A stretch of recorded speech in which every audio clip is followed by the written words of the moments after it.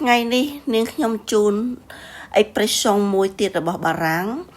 đài khó khănในการนัดជាមួយនឹងនរណាម្នាក់ហើយខកខានហើយល្មមទេប៉ុន្តែមិនបានប្រាប់ឲ្យដឹងមុនទៀតដល់ចឹងទៅជួនកាលម្នាក់នឹងគួយចាំ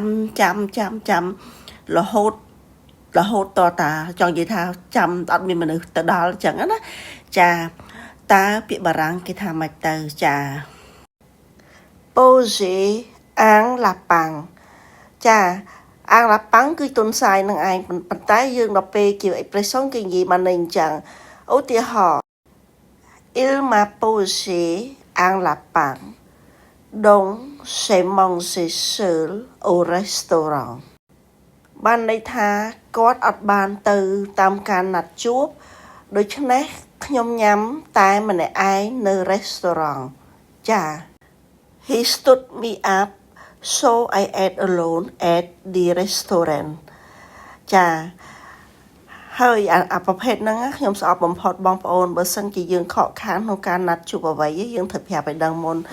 មូលហេតុផងកុំមករបៀបឲ្យទុកឲ្យគ្នាចាំតែម្នាក់ឯងណានឹងឯងចុះបងប្អូនធ្លាប់បានជួបដែរឬទេឲ្យឧទាហរណ៍ផងចា